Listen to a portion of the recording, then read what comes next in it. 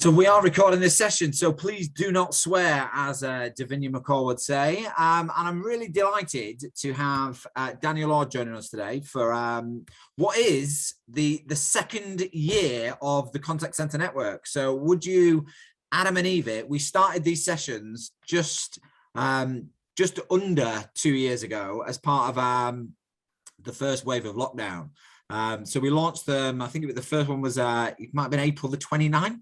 If I remember correctly, and they've stood the test of time, and we get some good attendance and some good interaction, and we've got some great speakers that join me as well. So thank you very much, Daniel, for taking the time all the way from Germany to dial into today's event. I've been on some of Daniel's events previously, and he runs some really interesting topics through the OmniTouch International brand. And I've been fortunate enough to attend some of Daniel's customer experience programs, so highly recommend. He's a font of knowledge.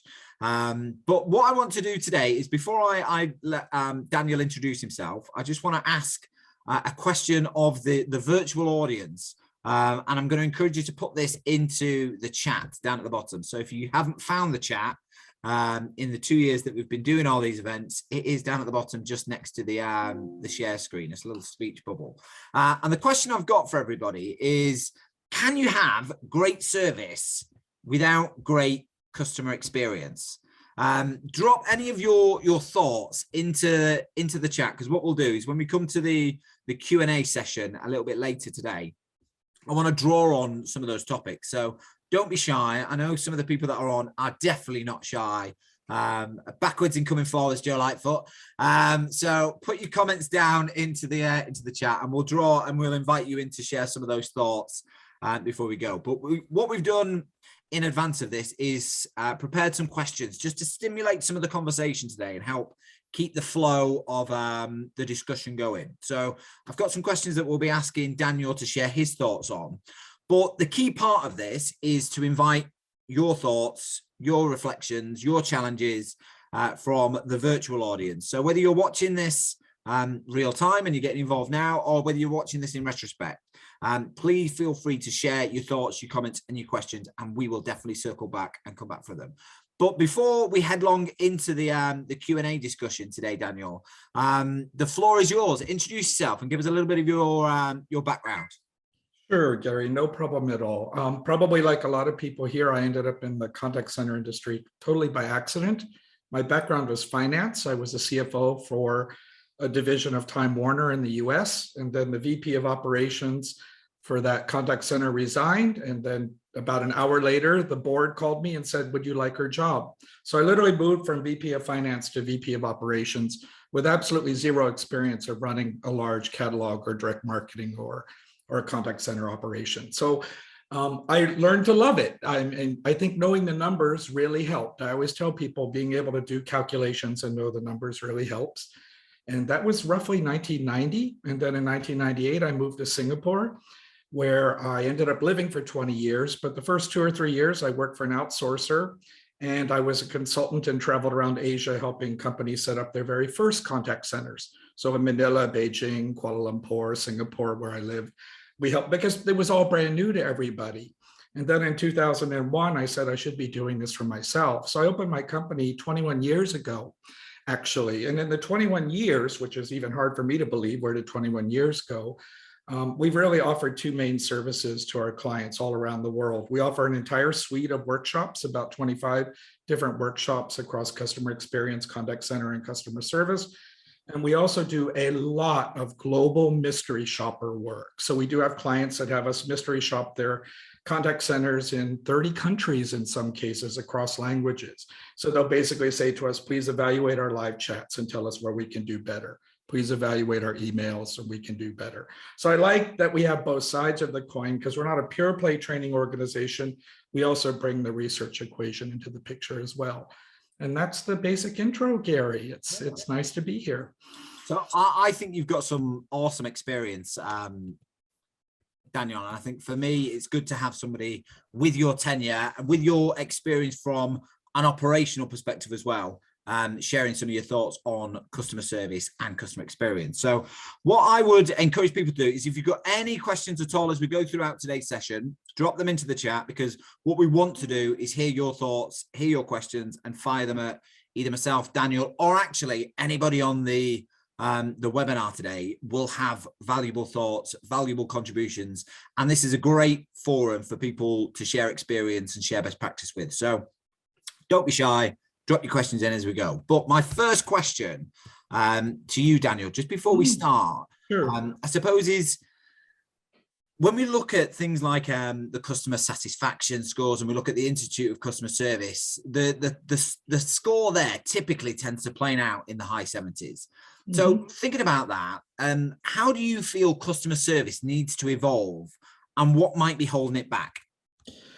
Well, in a moment, I'll get to these overall scores, because I'm not a fan of aggregated scores. The moment you see an aggregated score, it doesn't teach you anything. You have to disaggregate it. So when I see 70%, what I want to know is, what is the spread? Are some people performing at 99 and some people, because looking at an overall score tells you very, very little. So that's probably the first thing I would say is, be careful of these aggregated scores. Even when we present our research results, I learned years ago, never present an aggregated score to start. You lose the audience.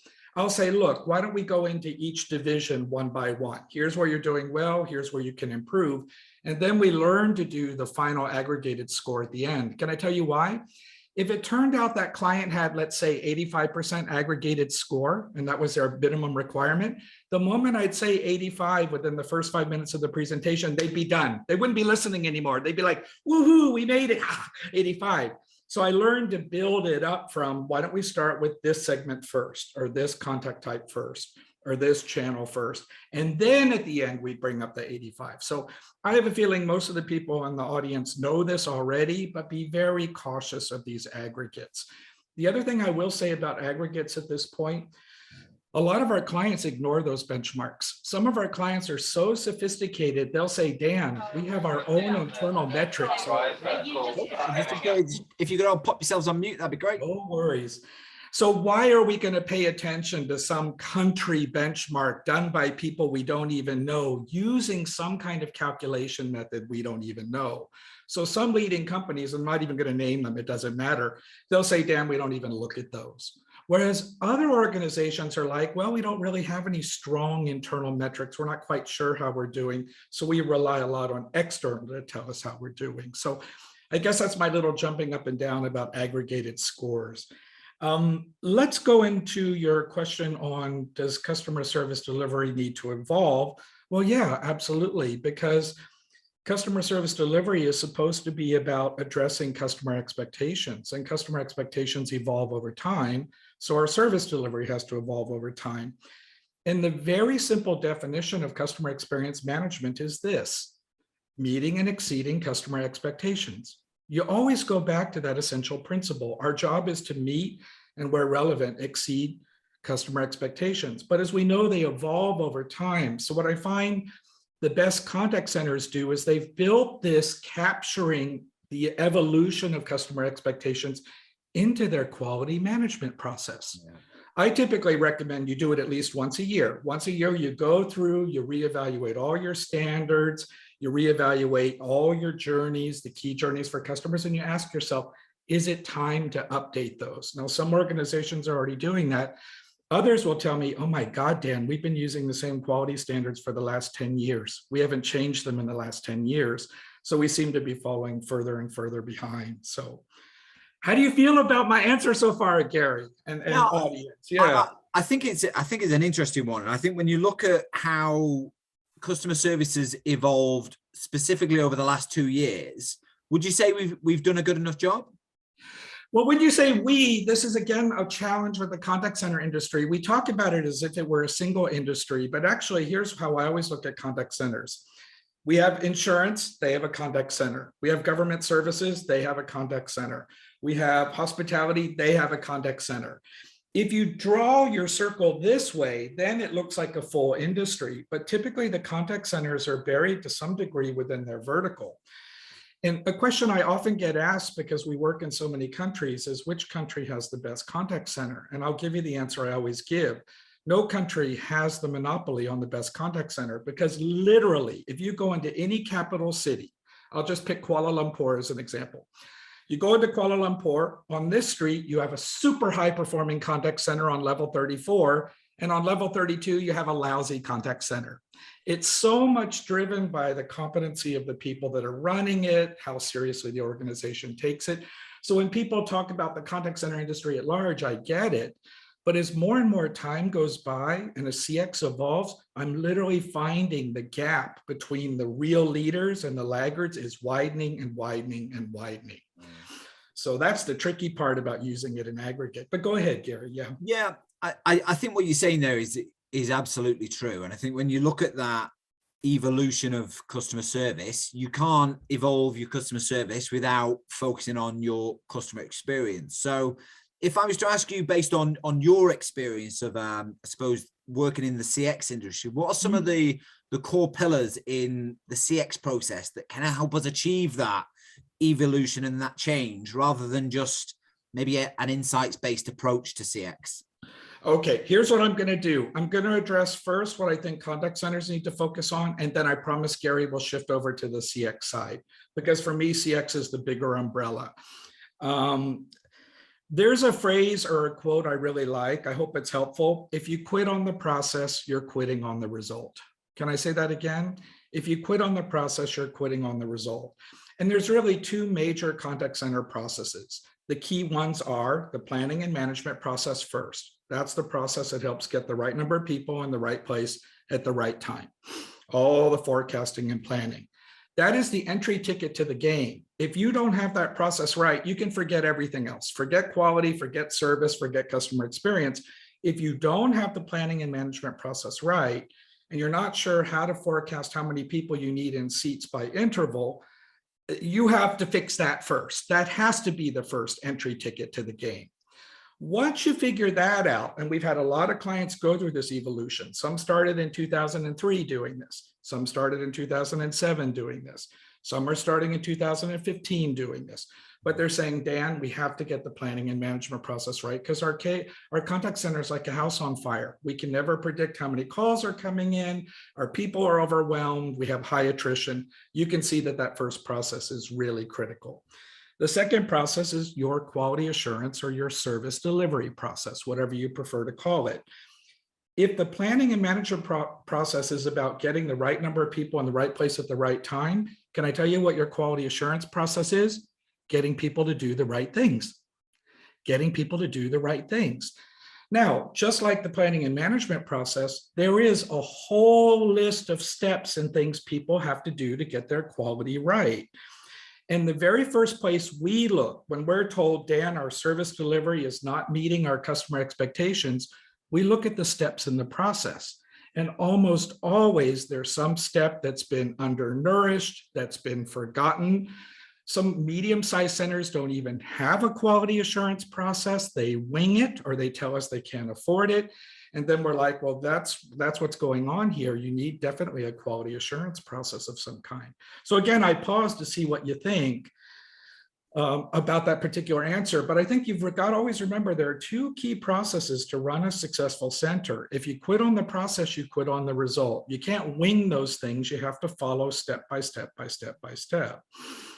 I like that phrase. If you quit on the process, you quit on the result. And I think absolutely, it's interesting. Joe Lightfoot's just popped into the comments about your point around aggregators and measurement of customer experience. And I think the one point that he's pulled out there, and Joe, I'm going to invite you to ask your question in just a second, is around that measurement. So Joe, based on your experience of what you've seen in the contact center industry around service and aggregators and use of aggregators, you talk about the right yardstick there. So what's your thoughts on what is the right yardstick for measuring customer experience?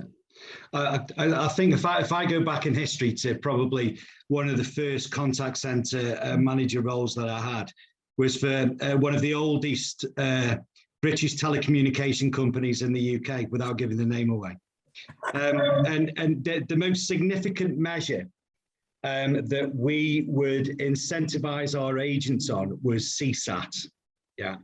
And that was basically an agent would put the customer after the interaction towards a series of 5 questions.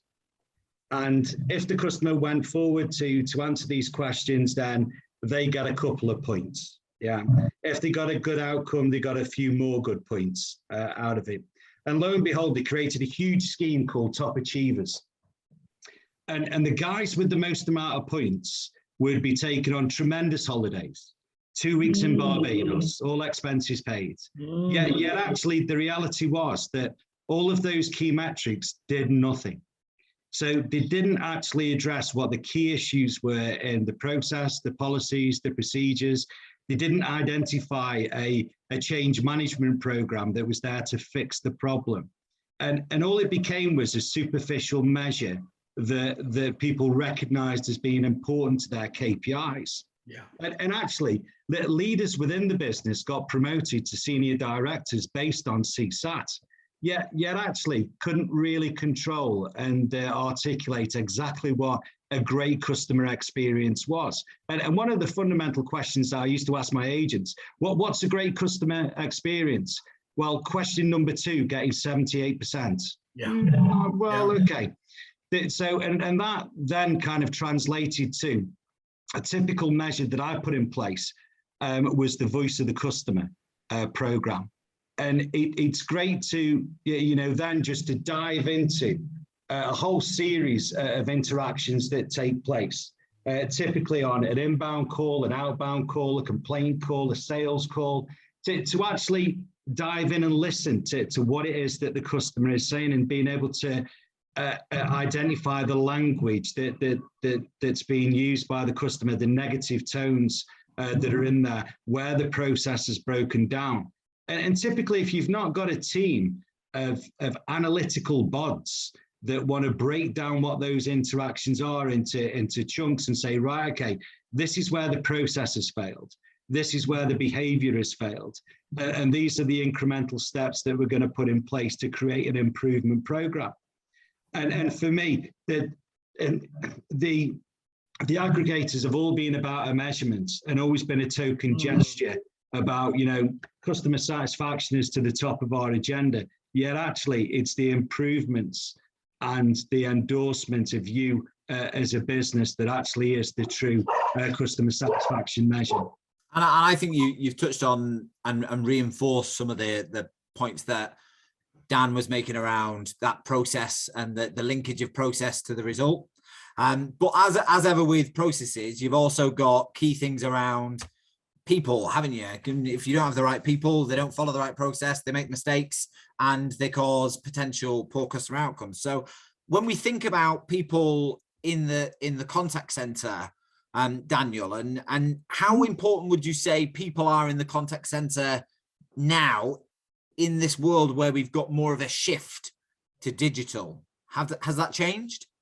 Well, I mean, people throw this word digital around, and guys, and I just had this conversation with a class last night. Guys, you're throwing this word digital around. In contact center, you either have human assisted service or you have self-service. A phone call is digital. Email is digital. Live chat is digital. They're all digital. So when people throw this word digital around, I don't think sometimes they put clarity to it. So what I do is I say, can we please talk this way? Can we talk about what's human assisted and what's self-service driven and where those links are? Oh, okay. So when you ask me about people, then I immediately go to, I assume you're talking about the contact center frontline. Is that right, Carrie? Okay. Then the question is for the human assisted, are they important? Of course they're important, because I think what we all pretty much realize from contact centers, customers don't really want to reach out to us. There are very few people that wake up in the morning and say, yoo-hoo, I can't wait to call a contact center. It's usually the opposite. It usually means something is broken or something isn't good. So they're already in kind of a negative mode. If they choose to speak to a human being, we should honor that option. And then this is what I say to the humans, and I say this a lot in training for frontliners. Guys, sometimes you can't make things better, but at least you can avoid making things worse. Because probably the single most popular class we've been running over the last 2 years for frontliners is dealing with difficult customer situations, because it's been very hard and very stressful on people. And they'll say, Dan, I'm required to say no to these people. No, I can't extend your airline miles. No, I can't refund your ticket to Santorini. No, I can't do this. And so what we basically say there is, how easy do you think it's going to be to get high CSAT scores on that? They say not easy. Then I say, stop worrying about it. Remember, when a person comes in and they're already in a negative mode, if you can make things better, fine. But if you don't make things worse, I'm already super happy with that. And you should be proud of that. We shouldn't worry about the CSAT score, because I agree with what Joseph said. Can I tell you what, let me step back a second. Probably oversimplifying, some contact centers operate in an organization where there is a formal CX function. That's increasingly the case. Some contact centers operate in organizations where there is not a formal CX function. Can I tell you, those companies that have a formal CX function, their contact centers are doing better than the ones that don't have one. Because what is one of the key roles of a formal CX function? Customer understanding. Research, quantitative research, qualitative research. You cannot dump that on contact center people. By the way, I find most contact center people don't really have a good grasp of research. They don't really know things like regression, correlation, statistical viability, and that kind of stuff, nor do I expect them to. So can I tell you what an agent can tell me that works in an environment with a formal CX function? I'll sum it up. I can go to an agent and they'll say, Dan, we have a formal CX function. They've been with us for 1, 2, 3, 4 years. And here's what I can tell you. For my phone call, there are 2 behaviors that make customers happy. 2, my patience and my word choice. My patience and my word choice. And I'll say, where did you learn that from? And they'll say, well, my boss in quality assurance or director learned that from our CX people, because our CX people did all the research to crunch the data, correlate the figures, and identify the drivers. In those environments, they'll say, guess what, Dan? I'm not targeted on CSAT. CSAT is an outcome. What am I targeted on? I'm targeted on patience and word choice. That's what I'm targeted on. Because my bosses have figured out that when I deliver, by the way, I made those 2 up, but when I deliver patience and word choice, I get better CSAT results. We all get better CSAT results. So I 100% agree, targeting people on CSAT is ridiculous. Targeting people on NPS is ridiculous. Those are outcomes of the behaviors that should matter. And your agent should be able to articulate what those behaviors are. But what happens in a lot of centers, and I'm not blaming or judging or pointing fingers, is they'll say, Dan, I don't know what those behaviors are. I'm always guessing. It's our opinion. We're not sure.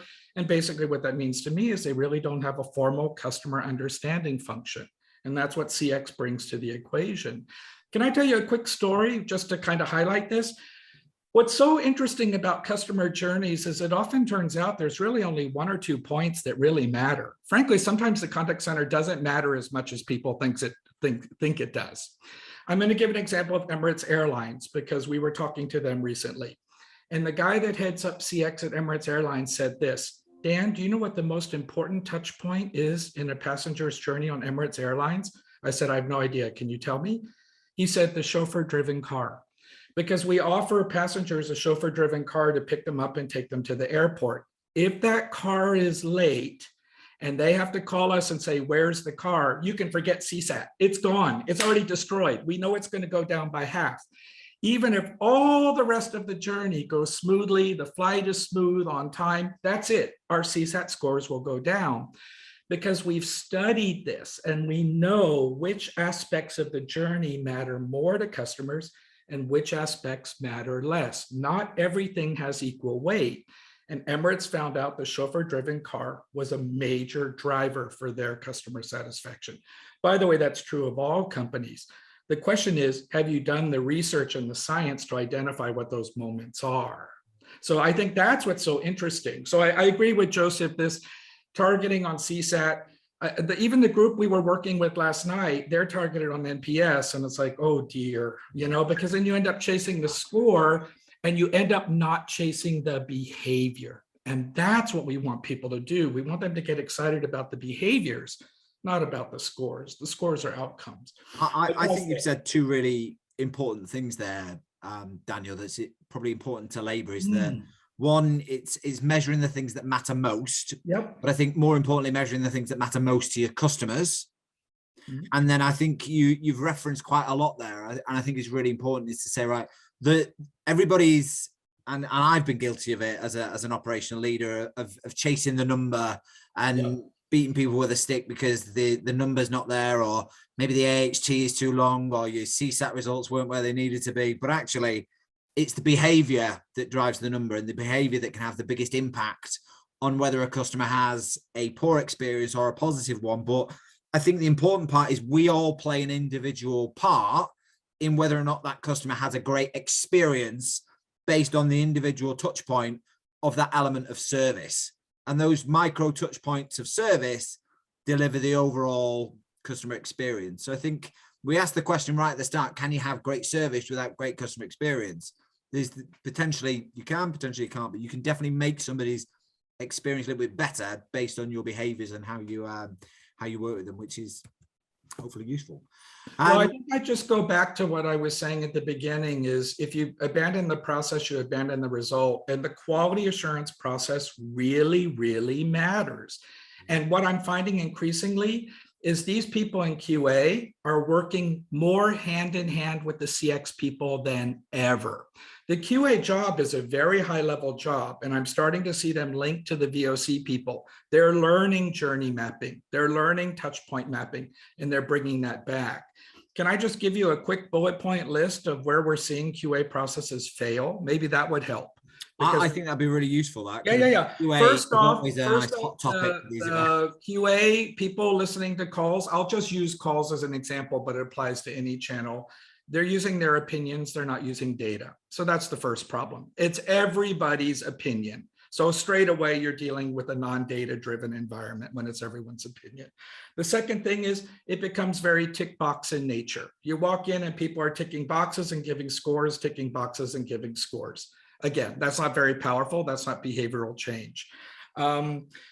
Team leaders can't listen to a call and articulate what's going well or not. Now, I'm not being mean to team leaders or judging them, but they don't have what I call the listening ear. It takes skill to develop what's called the listening ear. So if you have 10 different team leaders listen to a call, you get 10 different opinions, oh my God, then you're never going to have any kind of uniformity or standard. So I think one of the things is to get team leaders to develop a listening ear. But a lot of this customer research comes into the picture. So you can say, patience really matters for us. This really matters for us. One thing we haven't talked much about, and it's not true of everyone, but it's still out there, agent metrics are getting in the way of this. The moment I hear someone say we target agents on number of calls handled or average handling time, well, I'm done. There's nothing else to talk about. Because targeting agents on quantity is 100% incorrect from an operational standpoint. I can't believe it's 2022 and we still have contact centers targeting people on quantity. Now I have to be very careful. Quantity on what are called service level channels. Service level channels are live chat, phone calls, walk-ins. You can target what are called response time channels. Response time channels are email, for example, correspondence, because email comes in over time and batches up. So you can run email a little bit like a factory. You can say it takes on average 17 minutes to do an email. That means you can do 32 emails in the day. But telephone calls, that's not. And typically when I find people that are targeting agents on quantity, it's because they never had any formal operations training and they think of the call center being more like a factory. They just simply don't know the math. As we all know, when agents are put between quantity and quality, which is the one they're going to go for most often? What do you guys think? If your agent is torn between you're measured on quantity or you're measured on quality, frankly, which is the easier one to achieve? I hazard a guess. I'm going to ask you to put it in the chat, but I'm going to stick my neck on the block and say maybe it's quantity. Yeah, it's quantity, time after time after time. And the moment you have folks targeted on quantity, it becomes about 50 calls a day, 40 calls a day, 80 calls a day. And one story, we were in Chennai working with the tech support. The folks there were targeted on 80 calls a day. Their quality was quite terrible. And the bosses said, can you come in and help us fix quality? So first thing I did is I looked at, well, why are you targeting 80 calls a day? So I said to the bosses, will you stay outside? I'd like to go in the room with the agents and just talk to them one-on-one. You stay outside. So I go into the room. By the way, it turned out to be all guys. I don't know why, but it was all guys. There were like 30 or 40 of them. And I said, hi guys, I'm the weird guy from Singapore. I've flown in to see if I can help. Quick question for you. You're targeted on 50 or 80 calls a day. I know that's not possible mathematically. I ran the numbers. How are you doing it? And then they began to open up. Well, we hang up on people. And they were like, they go, we call each other. We have our mothers, sisters, aunts, driver call in to the contact center. And they said, our bosses are so dumb, they never pick up on it. And they said, guess who got employee of the month, which I thought of Joseph, the person who had the most calls that month. And I said, how did you end up doing 90 calls a day? He said, I just hung up on more people than everybody else. So then I go back out to the management team. We go into their fancy conference room and I say, well, guys, it's not a pretty picture. They're doing these things. It's expected because, you know, you've given them this target. And they said, oh my God, should we sack everybody and start all over? I said, no, you should go home, look in a mirror and sack yourself. Sack yourself, because you're the one that came up with the metric. They're just following what you asked them to do. How can you fault someone for doing what you asked them to do? And they were like, oh, now, I'm not always the most popular person because I'm quite direct, but when they sat down and re-looked at the math, they're like, so we're the ones creating the problem with the metrics we set. I said, yeah, you're the ones creating the problem. If you change your metrics to be more industry appropriate, you're going to find that quality begins to bloom and grow. Whereas right now with your target, there's just no way. So sometimes it's about doing things better, to be honest, but sometimes it's about stop doing dumb things. Stop doing dumb things as this side of the continuum, start doing better things as this side of the continuum. I think it crosses all the continuum. By the way, when I say dumb things, it's not meant to be judgy. I'm not judgy at all, but frankly, stop doing bad things that don't make any sense. So I think we need to judge in some respects. So some of the things, some of the examples that you've talked about. I'm going to bring Katie into the conversation here. And Katie always heaves a sigh when I say that because she's like, oh, what's he going to ask? But I've noticed you've been smiling and reacting a little bit to some of the stuff that Daniel's been saying. And I just want to gather your thoughts on some of the information that Daniel shared there, and are you seeing similar things in the conversations that you're having at the moment?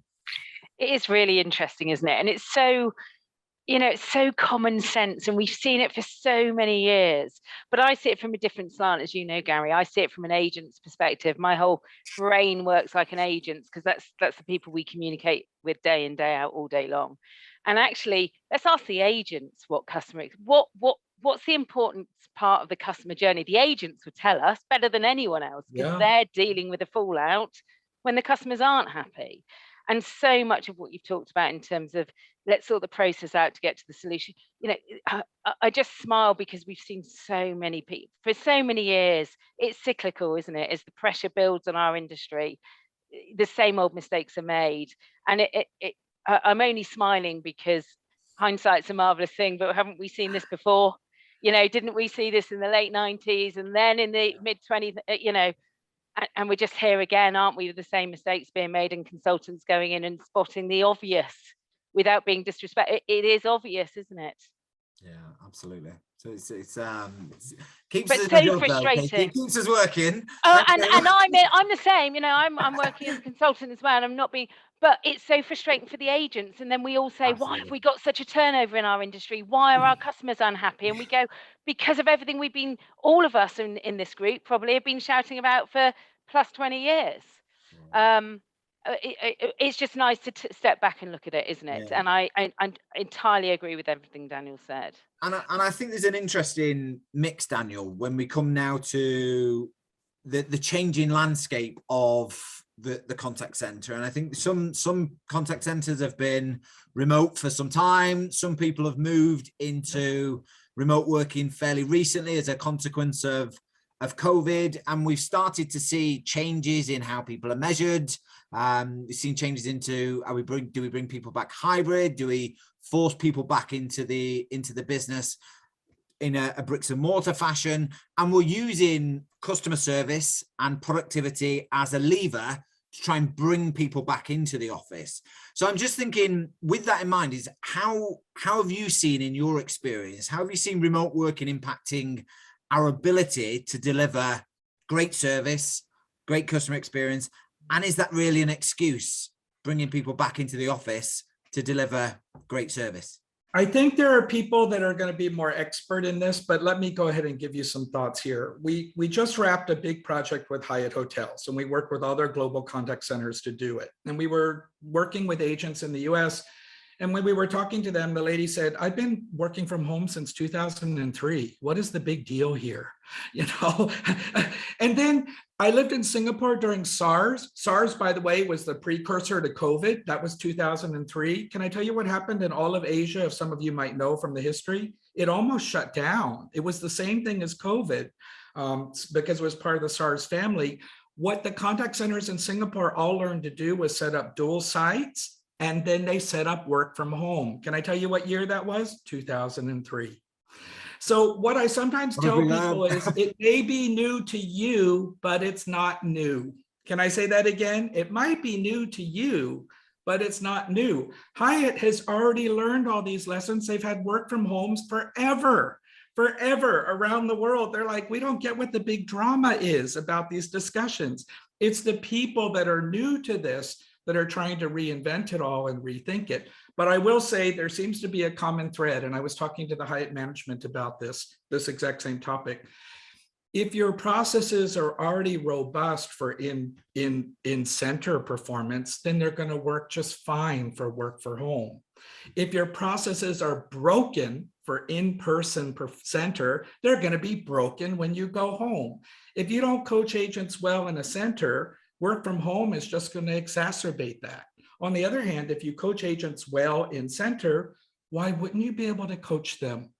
And Gary, we were talking in the break or before we started, all of our training for the first 18 or 19 years, however old of our company, has been face-to-face. Literally get on a plane, fly here, fly there, train everywhere face-to-face.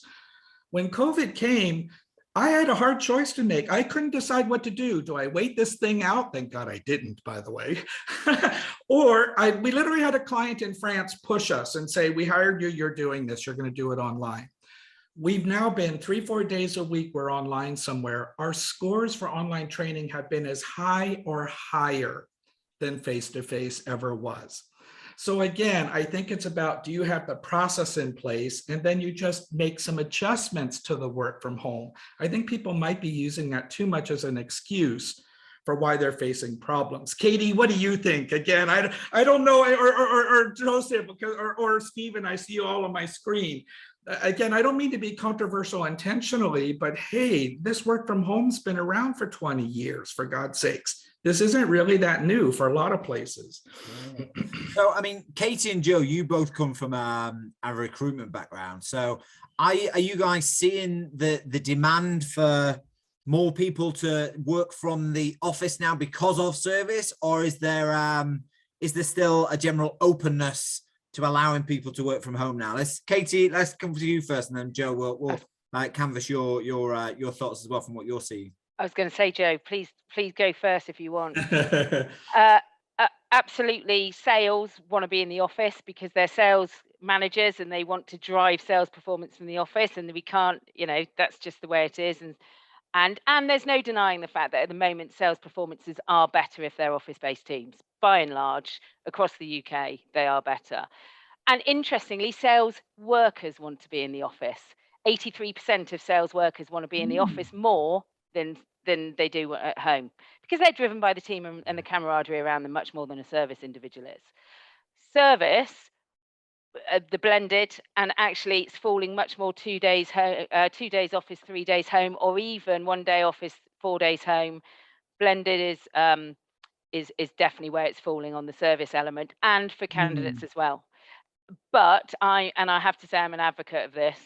Training in the office is, and I agree what you're saying, Dan, on training remotely is working brilliantly, particularly at management levels and team leader levels. It doesn't work quite as brilliantly yet, not because it can't, but because we're not set up well enough. Trainers aren't trained well enough to deal with remote cohorts. So there's the attrition in training at agents is definitely higher. So we're seeing a definite desire to go into the office for training and then send them straight home as soon as they're out of academy. And it's working really well. I think the industry's come on leaps and bounds in the last 3 months, particularly on that blended hybrid workforce. But Joe, you might not agree with me. I'll leave it to you. What's your thoughts, Joe? Are you seeing similar trends or anything different? Do you know, it's really interesting just going back, because when I worked at the Automobile Association, we had a big contingent of home workers, and they were a totally different kind of advisor. And they were recruited differently with different, a different kind of like skill set and set of behaviors. Definitely the demographic was that they were older than the typical agents that you would bring into the entry level in a call center. And it worked really well. And I was always a big advocate that you have to be in the office. It's the contact center. It's the lifeblood of the business. It's the heart that beats. And do you know what? It always used to frustrate me that they had better engagement scores. Wow. Their attrition was a lot less. Their sickness was a lot less. And it was bloody annoying, because I really wanted to break the model and say, no, it's wrong. You have to be in the call center. That's the only way that customer service and sales works. And I think that where we are now, there's been a bit of an epiphany, particularly with leaders in the call center, because typically a good agent would be promoted to being a team manager. They could be bloody awful. They could have no leadership skills or coaching skills whatsoever, but that seemed to be the natural progression. And as we went into COVID, this kind of the tier one management structure were exposed 100%. They'd never ever before not being able to coach people from a side-by-side perspective. It was all remote. It was all different. It was all a different level of communication. So I think that, remote working has caused us to rethink about the way that we recruit. And we did a big project for TP back in the day when everybody had to work from home. It was the COVID NHS red alert. We need 20,000 agents within the next 20 minutes to answer all of these calls. And that was a totally different recruitment platform and strategy to take on board. And, there was a certain amount of risk that was engaged with that recruitment strategy, and a huge amount of attrition that took place, and a huge amount of sickness that took place alongside it as well. It was kind of like quite cringeworthy. But I think now you've got people, and I agree with Katie. I wouldn't use TP as the benchmark for where home working attritions are sitting. No. That process, we supported with that as well. That process was not fit for purpose, was it? Yeah. As they well admit the now. more reputable absolutely, Gary. Absolutely. Nothing against them. But. And I think that, what Katie said about salespeople love being in a call center. Yeah. There's still that camaraderie. It's still, people want to be standing up next to the person saying, I got the sale, you didn't get the sale, I'm in the lead, look at the leaderboard. There's still that kind of element of it. But I definitely think that different people require different environments to get the best out of them. And I think that's part of the recruitment process, is understanding which people thrive on working in an office environment, and you'll get the best out of them in that environment, and which people work best from home, and how to get the best out of those people as well. You've touched on something, Joe, that I just want to bring Dan in on, actually, because I think we've talked about home working. We've talked about the different types of person that drives home working and whether that impacts customer service and customer experience. Got a slightly controversial question that I want to invite Dan's thoughts on, in terms of how much does age and maturity of candidates in the customer service world define how well we deliver customer service, and does that play a role in how our customers are then taken through that service journey? Controversial, but I'd be interested in your thoughts. I don't think emotional maturity is linked to chronological age, first off. I don't think that's an appropriate correlation, but I'm like the question, Gary. The question's a good one. I'm not ducking it because of controversy. I'm ducking it because it's not true. And I'm going to give you a real example. So we're working with a BPO, and that BPO is serving another country, and citizens of that other country do not like this BPO because they're foreigners, they have accents, the usual. And it doesn't matter which countries we're talking about. I meet this young lady, she's 21, 22 years old, and we're going through some training or discussion, and she told the group, do you know, Dan, I cried. My first month here, I cried every day because I was told my accent is stupid, I'm an idiot. And of course, all our hearts were like, oh my God, you poor thing. She couldn't have been but 21 or 22 or 23. But she said, my story's not done. Let me carry on. I listened to what you just said about not judging the customer and understanding that how they behave isn't necessarily a reflection of me. And I'd like to share my story. Yes, I cried my first month. Do you realize 6 months later, I'm now the trainer for all the BPO agents here to deal with this kind of abuse, because I learned how to deal with it emotionally. And I said, oh my God, you're incredible. You're incredible. Can I give you another story of young and emotional maturity? Yeah, this is from my days of running a center in LA. So I'm in LA and we've got lots of people. Remember, this isn't my core industry, but I think I'm good with people. I didn't know what I was doing, but I was good with people.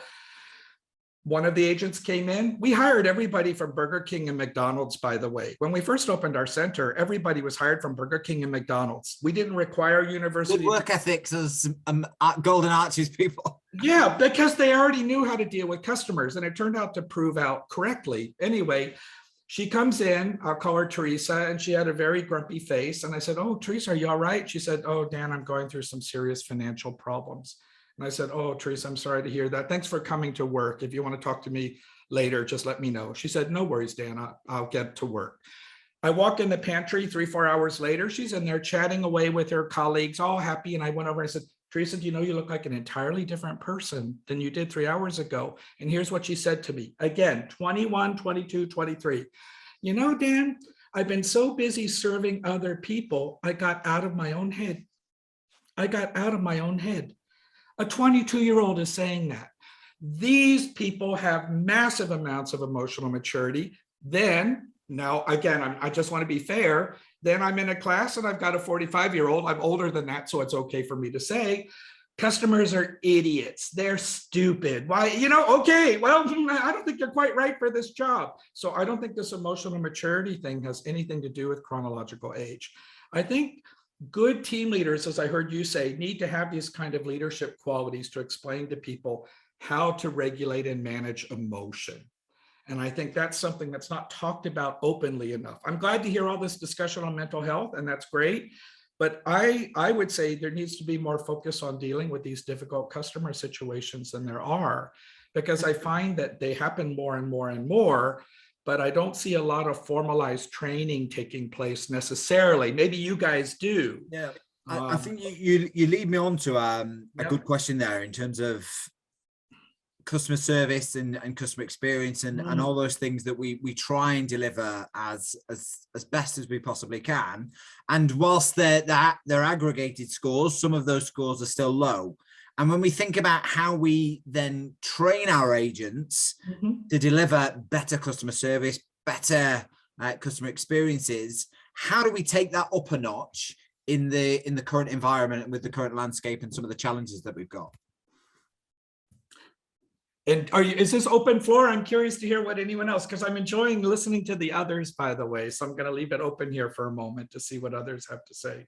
So it'll be interesting to see what training experiences people have seen or what they're doing in their contact centers to bring that to the fore. And it might be interesting, Kelly, from an operational perspective with you guys at Eon, if you've got any thoughts from that. But I'll let you just gather your thoughts and take yourself off mute. How are we approaching, or how are you guys at Eon approaching training in your world to improve customer service and customer experience? Yeah, great question. So as you've referenced, I work at Eon, and anyone who's been alive for the last few months will know that our industry is going through some incredible challenges, and the impacts of that are felt by everyone internally and from a customer consumer perspective. So we have a lot on our mind at the moment with regards to vulnerable customers from a a heat or eat scenario. You'll be familiar with that terminology. As well as facing into the fact that we are all consumers too. So listening to the discussion just prior to this around emotional maturity and the correlation to age, I think is a really interesting debate, because there's something perhaps in there around kind of empathy and life experience, maybe. I'm with you though, Daniel. I've worked with a range of colleagues over the years and have observed what you described as well. However, there is something, I guess, to explore around ensuring that we have people that are comfortable and confident to be able to make decisions and help customers in a very different scenario that we are currently facing into. So from a training perspective, I don't think there is a one single package that can deal with that.